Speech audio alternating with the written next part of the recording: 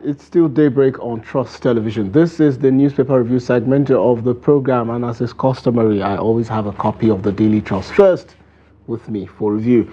Let's look at the front page of the Daily Trust this morning. Quite a number of interesting stories, including the pictorial there. So from the top it says Egbetokun may enjoy tenure extension as National Assembly amends Police Act. So two key takeaways from that amendment.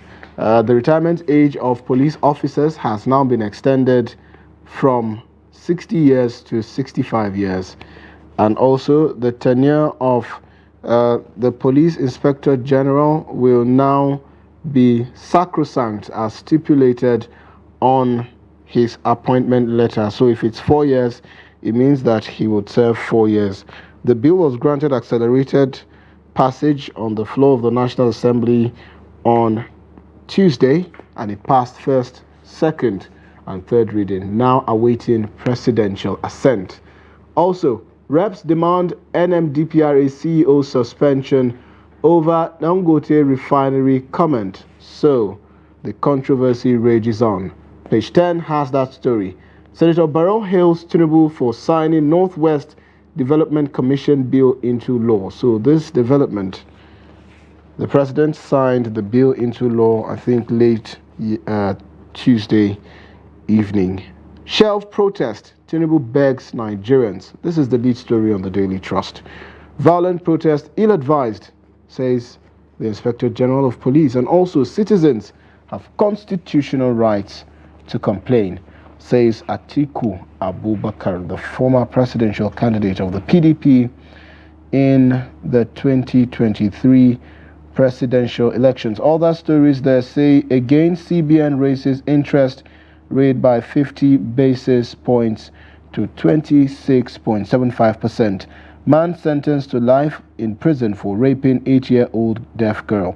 And ripples over proposed inclusion of foreigners in Nigeria's NIN registration. Gabon president invites Dangote to invest in cement, fertilizer production. Read this story on page 31, and of course, more of the stories on the front page of the Daily Trust by getting a copy of the paper. We go quickly to the Guardian newspaper. Lead story there says, inflation. Weak fiscal support pushes CBN to further rate hikes. Credit squeeze. NAS OK's 70,000 naira minimum wage adjust 2024 budget by 6.2 trillion. Atiku bags planned protest as Tinubu begs Nigerians.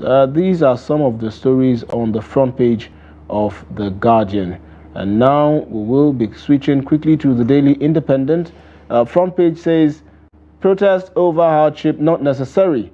Tinubu pleads with Nigerians, restates commitment to improve on education, other interventions. Avert protest, address Nigerians, caution aides. CSO tells president. Anti-hunger protest, police won't watch extremists unleash violence in Nigeria, IGP vows. The question is whether these protesters are extremists or just hungry Nigerians tired of the frustration and the hunger. All the stories there say 1,605 naira to $1 exchange rate may further push up airfares. United Nigeria chairman warns. And these are some of the stories captured on the front page of the Daily Independent newspaper. For the blueprint, we see front page. The lead story there says 50% levy in 2024 amendment bill targets banks only, says federal government and the National Assembly. And we now have in the studio joining us to share perspectives on the developments across the front pages of these national dailies, Ben Shemang Gos, a director of news at The Voice of Nigeria. Good morning, editor. Welcome to the program. Thank you for having me. So one headline that is visibly scattered across all of these newspapers is Tinubu's plea. He's no longer emphasizing that Nigerians should call off. He's begging now. The government says, please call off the protest. What are they scared of?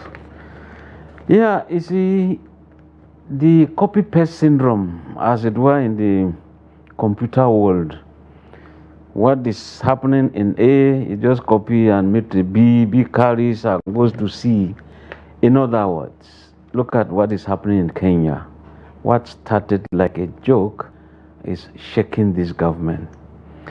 Now, next to Kenya is Uganda. Yoweri Museveni is threatening fire and brimstone. You know, the police are also threatening same. Now, by the time you begin to look at that, then you also look at what you call the Arab Spring that time.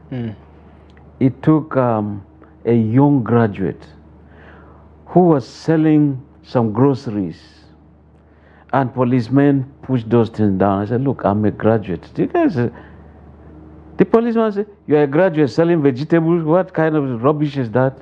That was enough for that young guy to just get petrol, set himself ablaze. Then you could see governments in Tunisia down to Morocco, see the way things happen because of that singular act. Now, if we have, therefore, a government that is, responsive, sensitive to the yearnings and aspirations of the people, these youths, when it happens, you hardly can see the leadership. Look at NSAS. Who are the leaders? You know, and you could see the way people have been gathered around this federation. And so, it's not right. I can see the IG speaking on both sides of his mouth. No, it's going to be peaceful. Then we'll just give them a cover. On the other page, you just say, look, we cannot allow miscreants or terrorists to hijack Nigeria. So I think that since the president is now pleading, let's see if it's going to be a way out. And when you look at it, the National Assembly is also very, very speedy in passing the appropriation to support this minimum wage. Earlier, they had approved a jack-up of the budget so that these shocks will be absorbed. But editor, these comments and this development has not been without contributions in terms of advice from different quarters. Now, I'm talking about both those, within the fold of this current administration's party and outside the fold of this party. So talking about the likes of Ndume, Senator Ningi, Atiku Abubakar, Peter Obi, and all of those people who have been vocal about, the plight of Nigerians. Quite recently, in an open letter to the president, the CEO and the owner of Ovation magazine was quite open to about these developments. You're not listening to Nigerians and you're not getting it right. In the letter, he also stated how these monies that we've been using to procure palliatives to distribute across Nigeria could have been used, to champion a vocational revolution in Nigeria. Do you share in similar sentiments? Honestly, you see, when you begin to have what in journalism is called spin doctors, communication spin doctors, when things are not going well, those very close to the leader will just say, no, forget about it. They are just we can spin it somehow. Look, it's nothing after all. Just forget about them. Mr. President, you are doing well. So there's no matter how you try to pen it, it's for the president to just take a trip to any of these markets. Go in a car, incognito, and just tint it. Move around and you just see. Advised. Go in a car incognito to one of these markets and see what Nigerians are facing. Exactly. Then, as to these palliatives, you see, if you gave a bag of 25 kg of rice, assist that farmer with 25 kg of fertilizer. And I'm telling you, before this year runs out, that same farmer via that fertilizer is going to produce probably a sizable quantity of food. Exactly. So that we should not just think of, the soup is pouring out from a hot fire in the kitchen. Therefore, we add cool water. But the fire is still there. What do you do with the fire? And why is it that, like the federal fertilizer phosphate, that was in Kaduna. What happened that it just went into oblivion? You found out that before the civilian government came in 1999, the military regimes, state governments were always having fertilizer blending companies. Then when the civilian power came in, where you never had these blending companies, civilian governors were also created. So where are all these things? Editor, I want us to go back. I want us to go back to this quote, because the proverb that you just made now, the more I listen to it, the more sense that it makes. The soup and the fire.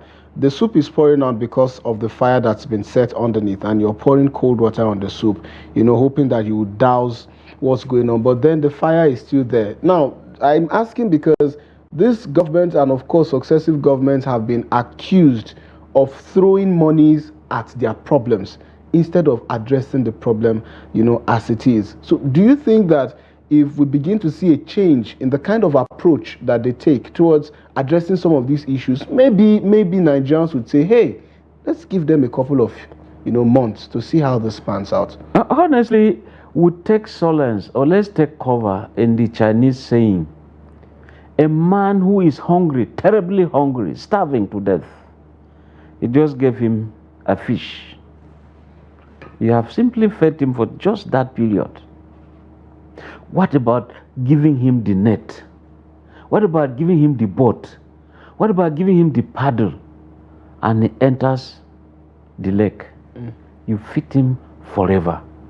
In other words, if we are approaching hunger, we are approaching every issue in Nigeria like fire brigade approach, a quick fix syndrome, I think it will be wrong. Let us go to the basics, the very basics. You just see, even the Nigerian constitution allows people to go into farming, no matter your profession. Unlike, say, you can't be in government and be doing some other. The constitution is there, it is enshrined. Go into farming. Farming can be agronomy, can be fishery, it can be forestry, it can be livestock. All those, you are allowed to go into it. And let me also quickly add that, you see, we've been campaigning, advocating for this local government financial autonomy. And I'm telling you, I think I'm positive that by this time next year, we'll not have this kind of hunger. Is protest the way to go? Well, protest, I don't really think it's the way to go. But it could be the way to go if it's going to be, okay, let's do some drumming and we go away with this pass, so that we have met our point. Now, check the National Assembly today, where people will converge from Unity Fountain, move to Federal Secretariat, go to National Assembly. The whole of that stretch where people usually dance and they are addressed, it's been turned to a car park. Go there, you just see there's no place for you to. So government they are very, very wise in all of that. But if it's just going to be destruction, you destroy government vehicles, they belong to you. You destroy facilities, they belong to you. Get tires and burn them on top of roads, of course, roads belongs to you. It belongs to you. You begin to see some craters, you see some potholes. I mean, it belongs to you. There has to be another appropriation to settle all of that. You can imagine those who will go to hospital, either dead or alive. I don't think violent protest is the way to go. By the time it is over in Kenya, I'm telling you, taking stock of what has happened, what you are looking for, you now have to get that money. First, let us repair what has been destroyed. So I would not advocate that we go into any violent protests. Nigerians, there you have it, taking cues from those who have already lived the experiences that you're so craving, to live or to experience. Kenya has gone through it. Nigeria went through it in 2020, and Now it's 2024 and we want to go embark on another nationwide protest again. While you prepare to do so, these are some of the things that you should bear in mind, that in the end, if we protest and it turns out to be violent, some of the facilities that will be destroyed are government owned. And when they are government owned, it means taxpayers' money, your money and my money paid for them. In fact, if I'll just cut in, not just government utility or facility. What about you just going home in your own car? Some protesters will just shatter the windscreen, break your trach. If not, in fact, if you survive, well, then the car is set ablaze. Editor has added to my concluding statements. What about your personal car? So you see, the harm can come not just to these facilities, but also you yourself. So do well to do the right thing as you ask for the right thing to be done. And with that, we wrap up the program, thanking Editor so much for his contribution and perspectives on the development, and hoping to join you again tomorrow, same time on Daybreak, to bring you more on these developments. Remember, 360 Sports comes up next after this. My name is Sagir Ibrahim. Thanks for watching. Have a great day.